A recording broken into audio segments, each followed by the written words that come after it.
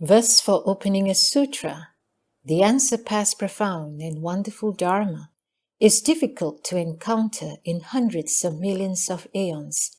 I now see and hear it, receive and uphold it, and I vow to fathom the Tathagata's true meaning. The wonderful Dharma, Lotus Flower Sutra, a parable. Part 3. The parable. At that time, the fourfold assembly of bhikshus, bhikshunis, upasakas, and upasikas, as well as the great multitude of yakshas, Gandharvas, Asuras, Garudas, Kinnaras, Mahoragas, and so forth, seeing Shariputra in the presence of the Buddha, receive a prediction for Anuttara Sankhya Sambodhi, greatly rejoiced in their hearts and leapt for unbounded joy. Each removed his upper garment and presented it as an offering to the Buddha. Shakro Devanang Indra and Brahma Heaven King, together with countless gods, also made offerings to the Buddha of heavenly wonderful garments, heavenly Mandarava flowers, and Maha Mandarava flowers, and so forth. The heavenly garments they tossed aloft remained in empty space and whirl around. Then all at once in empty space, hundreds of thousands of myriads of kinds of heavenly music began to play, and there fell a rain of heavenly flowers. As they uttered these words, long ago in Varanasi, the Buddha first turned the wheel of Dharma. Now he turns again that unsurpassed, magnificent Dharma wheel. At that time, all the gods, wishing to restate this meaning, spoke the following verse. Long ago, in Varanasi, you turned the Dharma wheel of four truths, discriminatingly speaking of the Dharmas, the production and extinction of 5 heaps. Now again, you turn that wondrous, unsurpassed great wheel of Dharma. This Dharma is deep and recondite, and few are those who can believe it. We from of old have often heard the World-Honored One speak, but never have we heard such Dharma, of deep, wondrous, and supreme.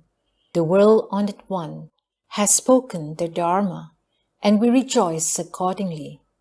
As the greatly wise Shariputra now receives the Honored One's prediction, we too are like this, and will surely become Buddhas throughout all the worlds most honored and supreme. The Buddhist way is inconceivable, taught expediently according to what is fitting. May all of our blessed karma in this life and in lives gone by, and the merit and virtue gained from seeing the Buddha, be dedicated to the Buddha way. At that time, Shariputra spoke to the Buddha, saying, World-Honored One, I now have no further regret, having received from the Buddha a prediction for Anuttara Sankhya Sambodhi. But the 1200 whose hearts have attained self-mastery and who formerly dwelt in the stage of study were constantly taught by the Buddha, who said, My Dharma can enable one to separate from birth, old age, sickness, and death, and attain to ultimate nirvana. Both those who study and those beyond study alike have separated from the view of self, the views of existence and non-existence, and so forth, and claim that they have attained nirvana. Yet now, hearing from the World-Honored One that which they have never heard before, they have all fallen into doubt and delusion. Good indeed, World-Honored One, I hope that you would, for the sake of the fourfold assembly, speak of these causes and conditions to free them of their doubts and regrets. At that time, the Buddha told Shariputra, Have I not said before that all Buddhas, World-Honored Ones, speak the Dharma by means of various causes and conditions, parables, phrases, and expedient devices, all for the sake of Anuttara Sankhya Sambodhi? All of these teachings are for the sake of transforming bodhisattvas. However, Shariputra, I shall now again make use of a parable in order to further clarify the principle, for all those who are wise gain understanding through parables. Shariputra, suppose that in a country, a city, or a village, there is a great elder, aged and worn, of limitless wealth, possessing many fields, houses, and servants. His house is spacious and large, having only one door, but with a great many people, 100, 200, even 500 of them dwelling within it. Its halls and chambers are decaying and old. Its walls are crumbling. The pillars are rotting at their bases. The beams and ridgepoles are toppling dangerously. All at once throughout the house, a fire breaks out, setting the house ablaze. The eldest sons, 10, 20, even 30 of them, are inside the house. The elder, seeing the fire arise from the four sides, is greatly alarmed and makes the following reflection. Although I have been able to escape safely through this burning doorway, all my children remain inside the burning house, happily attached to their amusement, unaware, unknowing, not alarmed, and not afraid. The fire presses upon them, and the pain will sear them, but at heart they do not mind it, nor have they any thought to escape. Shariputra, the elder then reflects, my body and arms are strong. I might gather them in a cloth pouch or onto a table and take them from the house. He further reflects, this house has only one door, and it is narrow and small. My sons are young and immature, and as yet knew nothing, attached to their place of play. They may fall and be burnt in the fire. I must tell them of this frightful matter, that the house has caught fire, and they must hurry and come out, so as not to be burned. So thinking, he speaks to his sons, saying, come out, all of you, quickly. Although the father, in his pity, induces them with good words, still all the sons are happily attached to their amusements and play, and refuse to believe him. They are not frightened or afraid, and have no intention of living. What is more, they do not know what is meant by fire, what is meant by house, or what is meant by being lost. They merely ran from east to west in play, staring at their father. Then the elder has this thought, the house is already ablaze with a great fire. If my sons and I do not get out in time, we certainly shall be burned. I shall now devise an expedient device so that my sons can avoid this disaster. The father, knowing both the predispositions of his sons and the preferences each has for various precious toys and unusual playthings to which they happily responded, speaks to them, saying, the things you will love to play with are rare and hard to get. If you do not take them, you will certainly regret it later. Things such as these, a variety of sheep carts, deer carts, and ox carts, are now outside the door for you to play with. All of you should quickly come out of this burning house, and I shall give you whatever you want. Then the children, hearing their fathers speak of these precious playthings, which suited their wishes exactly, eagerly push and shove one another aside in a mad scramble, all fighting to get out of the burning house. At that time, the elder, seeing that all his sons had gotten out safely and were seated on the ground at the crossroads, is without further obstruction. His mind is at peace, and he is filled with joy. Then the children all speak to their father, saying, Father, the fine playthings you promised us a while ago the sheep carts, the deer carts, and the ox carts. Please give them to us now. O Shariputra, at that time, the elder gives to all of his sons equally great carts. The cart is high and wide, adorned with a multitude of intertwining jewels, surrounded by railings and hung with bells on its four sides. Further, it is covered with canopies, adorned with various rare and precious jewels, strung with jeweled cords and hung with flowered tassels.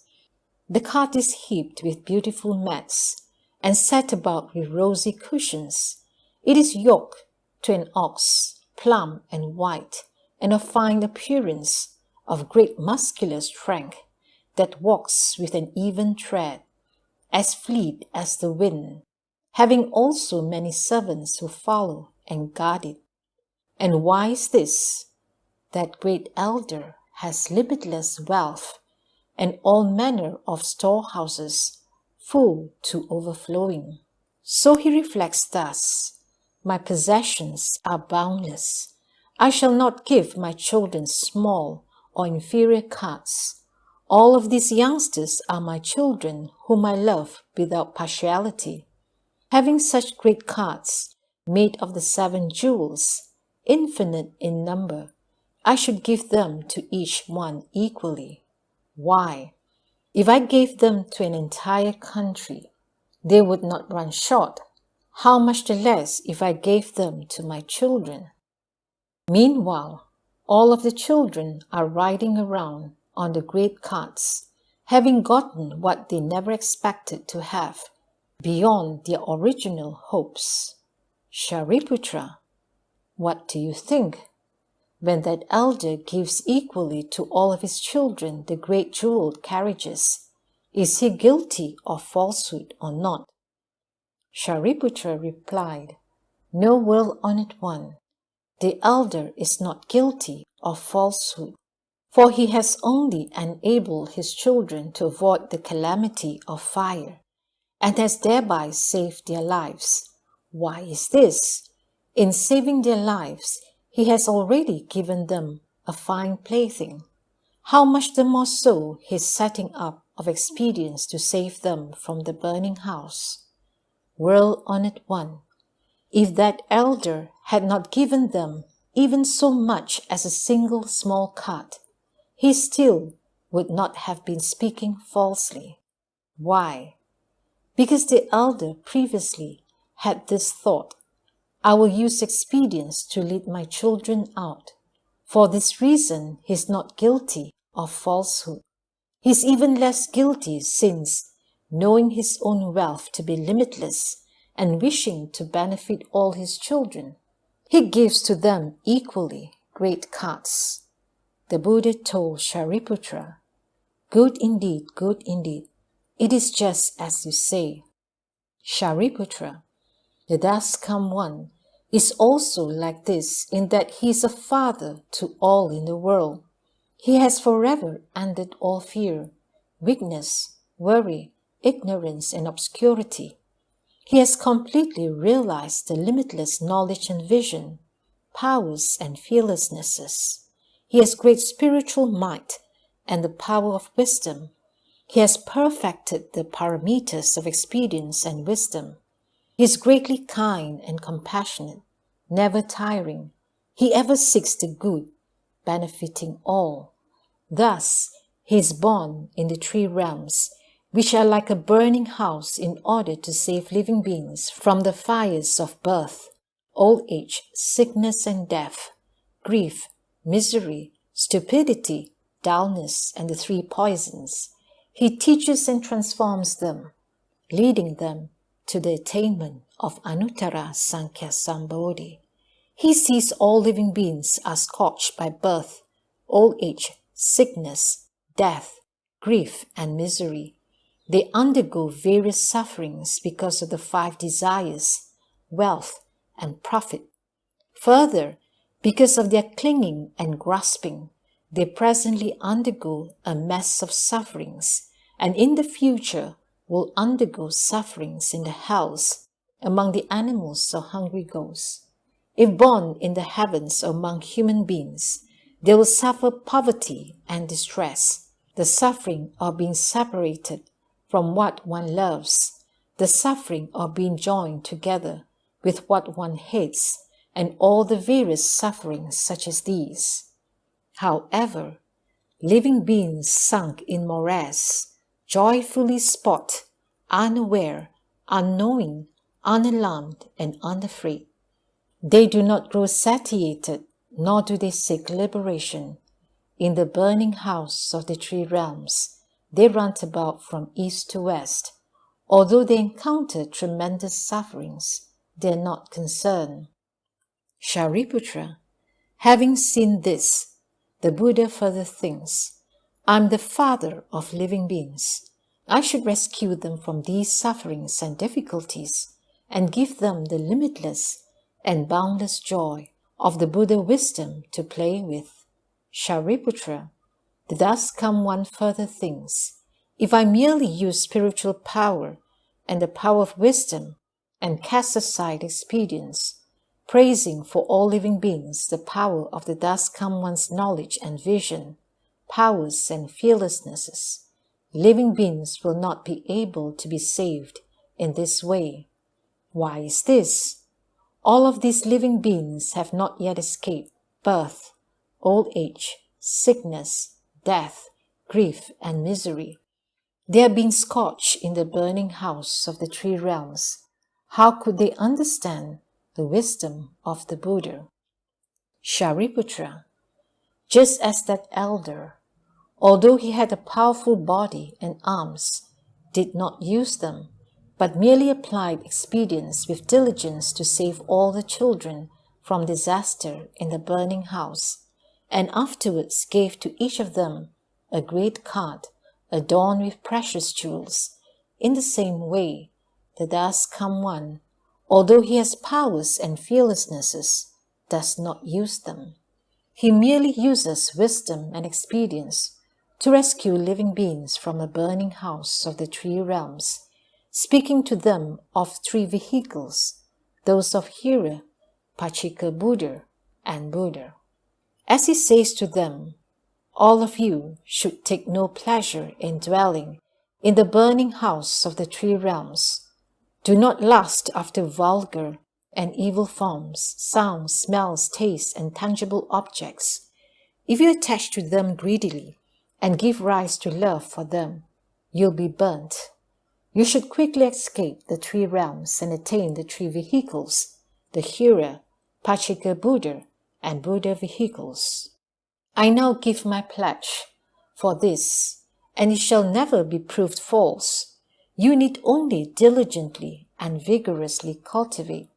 The thus come one, using these expedient means, leads all living beings. He further says, you should all know that the dharmas of the three vehicles have been praised by the sages. They'll make you free, unbound, and self-reliant. Riding on these three vehicles, by means of non-outflow routes, powers, enlightenments, ways, dhyanas, concentrations, liberations, samadhis, and so on, you shall amuse yourselves and attain limitless peace and joy. Shariputra, if they are living beings who inwardly possess the wisdom nature, and hearing the Dharma from the Buddha, the world-honored one, believed and accepted it, diligently making progress, wishing quickly to escape the three realms and seeking nirvana for themselves, they are called those of the Hira vehicle. They are like the children who sought the sheep carts and thereby escaped from the burning house. If they are living beings who, hearing the Dharma from the Buddha, the world-honored one, believed and accepted it, diligently making progress and seek for themselves spontaneous wisdom, delighting in solitude and fond of stillness, deeply understanding the causal conditions of all dharmas, they are called those of the Pachika Buddha vehicle. They are like the children who sought the deer carts and so escaped from the burning house. If they are living beings who, hearing the Dharma from the Buddha, the world-honored one, believed and accepted it, earnestly cultivating with vigor, seeking all wisdom, Buddha wisdom, spontaneous wisdom, untutored wisdom, the knowledge and vision of the Thus Come One, his powers and fearlessnesses, pitying and comforting limitless living beings, benefiting gods and humans, saving all. They are called those of the great vehicle. Because the bodhisattvas seek this vehicle, they are called mahasattvas. They are like the children who sought ox carts and so escaped from the burning house. Shariputra, just as that elder, seeing all his children safely escaping the burning house to a place of fearlessness, and considering his own unlimited wealth, gave to all of his children great carts. The Thus Come One, in the same way, is the father of all living beings. When he sees limitless kotis of living beings using the gateway of the Buddha's teaching to get off the fearsome and dangerous path of the sufferings of the three realms and attain the bliss of nirvana, he has this thought: I have limitless and boundless wisdom, powers and fearlessnesses, and so on, the complete storehouse of the Buddha Dharma. All of these living beings are my children.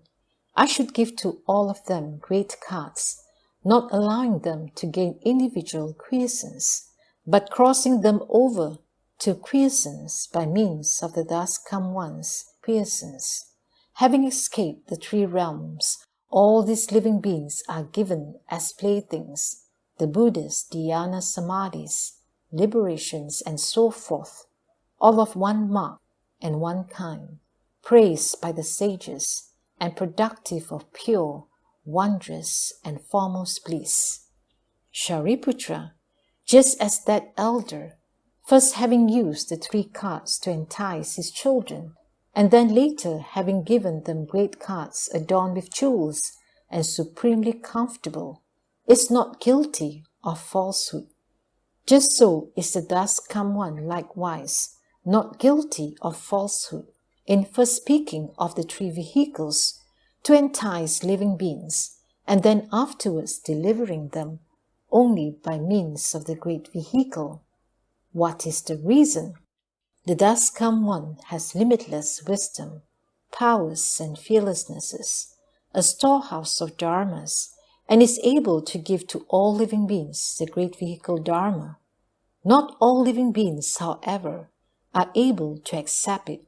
Shariputra, because of these causes and conditions, you should know that the Buddhas, using the power of expedient devices in the one Buddha vehicle, discriminate and speak of three.